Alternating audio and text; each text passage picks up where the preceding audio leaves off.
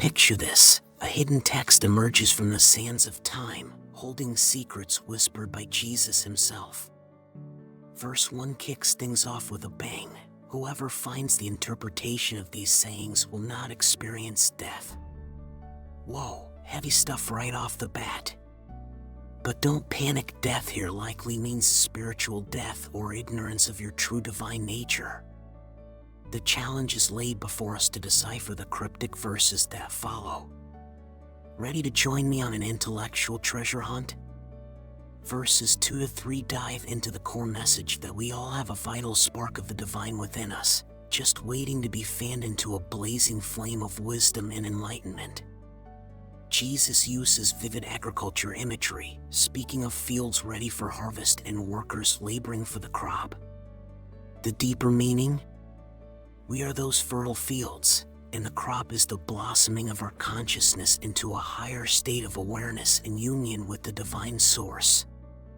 Big concepts, I know, but stay with me, we'll unpack it all step by step. Throughout verses 4 to 17, Jesus fires off spiritual truth bombs one after another in his signature paradoxical, poetic style. The person old in days won't hesitate to ask a little child 7 days old about the place of life, and they'll live, he states cryptically in verse 4. On one level, it highlights how even the wisest prophets and elders must approach the divine mystery with the innocent curiosity of a newborn babe. But it also suggests that true wisdom transcends age and can be embodied by anyone, even a young child, sparking us to stay endlessly curious. This theme of paradoxes and spiritual Satori-esque reversals runs throughout. Verse 6 says, "A person's foes will be members of their own household," a nod to how pursuing this spiritual path can create tensions even with our closest family and friends. Verse 16 concludes, "Perhaps there are some standing here who won't taste death," not literally meaning physical death again, but implying some may transcend spiritual ignorance and ego death in this very lifetime. Powerful, heady stuff to marinate on. The hits keep coming in verses 18 to 30, covering everything from resisting hypocrisy and the trappings of religion without true spiritual experience, verse 19, to the vital teaching on making the two one, verse 22. This refers to integrating the divine feminine and masculine polarities within to achieve a transcendent, unified consciousness. As the verse states, when you make the inner like the outer and the outer like the inner, then you will enter the spiritual kingdom. Throughout, Jesus subversively mocks stuffy religious dogmas and institutions, while elevating a spiritually egalitarian message available to anyone brave enough to look within. In verses 27 to 28, for instance, he cheekily pokes fun at religious externalists who obsessively study scripture while missing its deeper meaning. There is no lie that is truth. Turn of phrases do not bring forth fruit. In verse 30, he gets even more delightfully cheeky and irreverent. Where there are 3 deities, they are divine. Where there are 2 or 1, I am with that one. On one level, he's staking his primacy over mainstream polytheistic religious traditions. But the deeper meaning could be that true divine realization transcends all religious dogmas and deities, occurring in the unified consciousness of a single, enlightened being. I'll let you ponder that mind-blower. Continuing in verses 31 to 50, the paradoxical knowledge bombs keep detonating. In verse 42, Jesus tantalizingly asserts that whoever has a soul of breath and fire will become a child and inherit the divine root. This divine root may refer to the primordial source energy that all existence emanates from, our true essence. The path to rediscovering that wise, divine inner child is a core part of the Gospel of Thomas's message.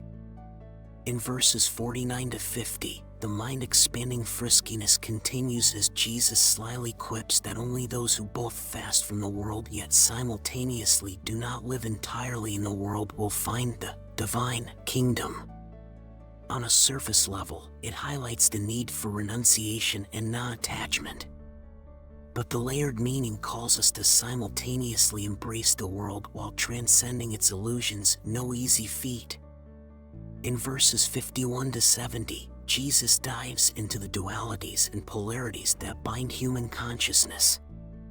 Using striking visuals like images of slaying and dismembering beasts, verses 61, 63, 68, he drives home the need to metaphorically kill off our conditioned minds to unveil our luminous, unconditioned true nature and divine birthright.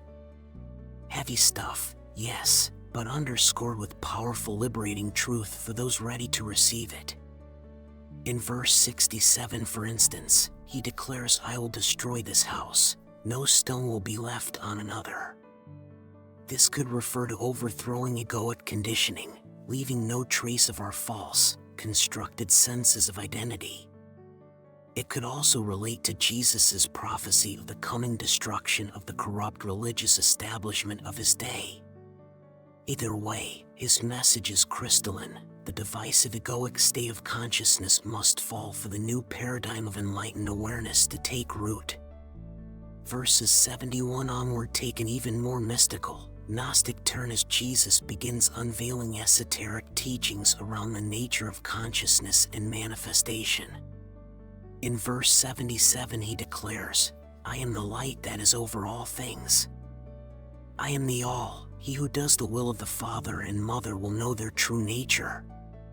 Could the all refer to the unified field and source consciousness that births all reality? Could the light suggest that our true nature is that enlightened state of pure, radiant presence and awareness untouched by the human dream state? Lots of rich insights to contemplate there. In verses 83 to 94, Jesus veers into potent terrain around romantic/sexual love, seen as a gateway to commune with the divine beloved within each of us. Echoing themes found in other Gnostic teachings, he equates the bridal chamber, a metaphorical inner sanctum, with awakening to our innate wholeness and unity. The bridal chamber is the fullness.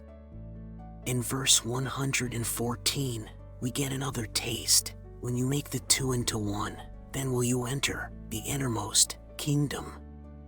While embracing a romantic metaphor, these passages point us back towards spiritual marriage and reintegration of our fragmented selves.